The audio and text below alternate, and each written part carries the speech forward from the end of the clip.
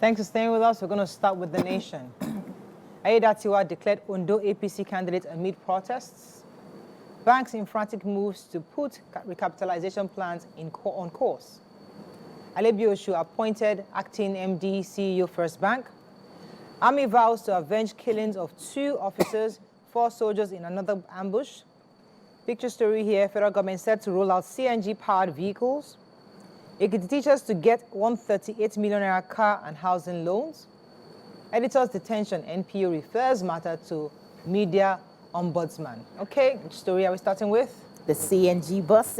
Yeah. Good news. Whoop, whoop, So whoop, the whoop. presidency has said it's set to launch about 2,700 compressed natural gas-powered buses and tricycles before May 29th, when President Bola Ahmed Tinubu will be turning 1 year in office. He said the federal government was set to deliver 100 conversion workshops and 60 refueling sites spread across 18 states before the end of 2024. And the special advisor to the President on Information and Strategy, Mr. Bayo Onanuga, was the one who revealed this in a statement he signed on Sunday, and he titled it Presidential CNG Initiative Set for Rollout. Now, he says, and I quote, "From the end of May, Nigeria will take some baby steps to join such nations that already have large fleets of CNG vehicles. All is now ready for delivery for the first set of critical assets for deployment and launch of the CNG initiative ahead of the first anniversary of the President's administration, May 29th. And they said, overall, they have 600 buses that are targeted for production in the first phase, which will be accomplished in 2024.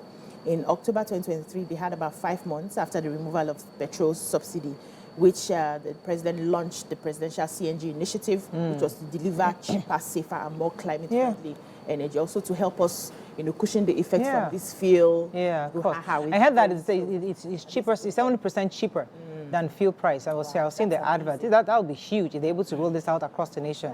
Yeah, let me take the story concerning banks. So the banks are really getting nervous because they have an April 30th deadline for their recapitalization plans ahead of the deadlines. If you recall, the CBN had last month released a circular to review, for all the banks, to review the minimum capital requirement for commercial banks and non-interest banks. If you recall, the mega banks, they have about, the commercial banks will be 500 billion naira, commercial banks with national authorization, 200 billion naira, and commercial banks with regional license, 50 billion. So they have to have a minimum capital of these figures by then, and they have a 24-month deadline to get the recapitalization done, but they must submit their plans to CBN by April 30th. So all of them are having strings of meetings and to ensure that they present their implementation work plan with details of how each bank intends to achieve its minimum capital requirements within the next 2-year timeline stipulated by the CBN. All right, let me take the story from Ondo State. I was in Ondo 2 weeks ago. The conference I went to speak at, the governor spoke there, and while I enjoyed his speech and how, it was a very intelligent person, the gossips I heard from people on the street was, he cannot win. He's not a politician. He's a technocrat. He does not understand the political game. And I'm like, but this person that I'm seeing, why would he not win? Anyway, the election took place. There was violence in some places, which I am not happy about. There wasn't even an election primary within Ifedori local government area, but out of the 18 local governments, 1 did not have election. In one place, the Ilaje local government, won, and in the remaining 16 local governments, the sitting governor, Lucky Aiyedatiwa, was declared winner. And the result shows that people actually, what the gossips behind the scene might not necessarily be what plays out in reality.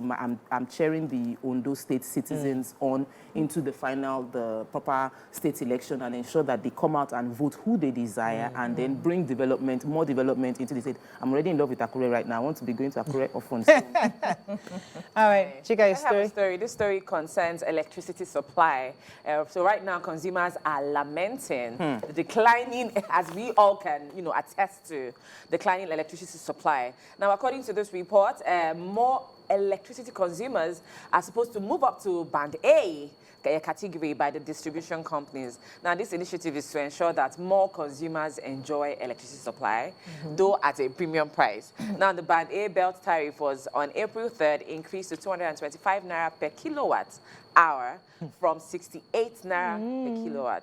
Now, consumers on this band are supposed to, I quote, enjoy a minimum of 20 hours of daily electricity supply.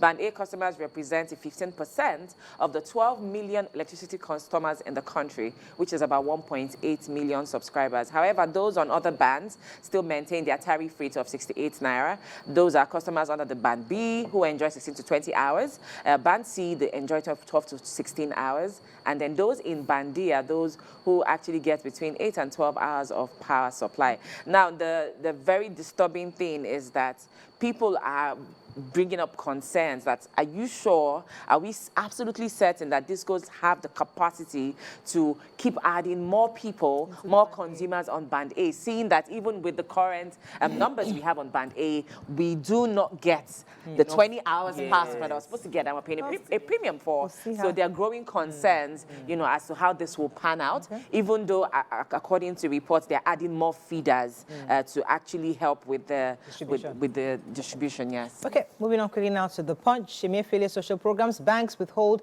530 billion naira CBN funds. Cardoso may order refund. FG rolls out 2,700 CNG buses and tricycles. Motorist residents stranded as flood overruns Lagos and Ogun roads. Outrage over discrimination against Nigerians at Abuja Chinese supermarket. Kwara shot Abattoir to probe poisonous meat allegation. Ondo poll Akinterewa, others protest as Ayedatiwa wins APC ticket. Army vows revenge after terrorists kill 6 soldiers. And FG probes $500 million local content loans and projects. Okay, let's take one story. The management of an Abuja-based Chinese supermarket has come under fire for 9 Nigerians' entry into the facility. Said the correspondence reports said that entry into the supermarket without any name inscription is restricted exclusively to individuals of the Chinese descent. So basically, if you're not a Chinese person, you cannot, you don't have access to the restaurant. They will block you by the gates. Even Punch sent their correspondents there to confirm on Sunday. They found out that they have started doing this since January 2024.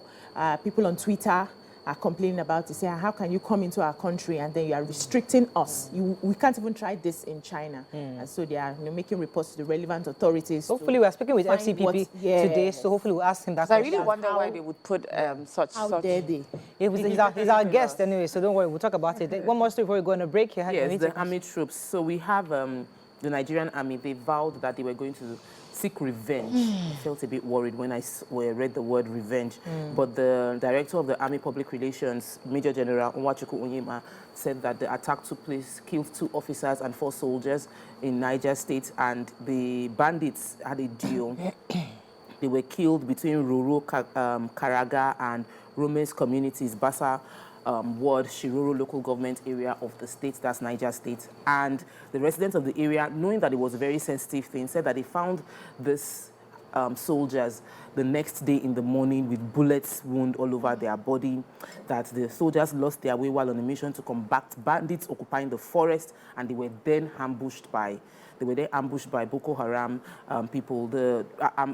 My heart goes out to the family of all those who lost their life, because if they don't do this, to the detriment of their life, we will not, people within Niger State wouldn't feel safe.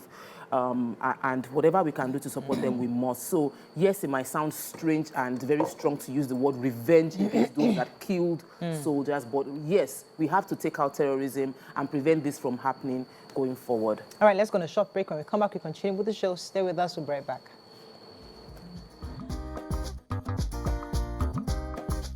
Stay tuned. Your View will be right back.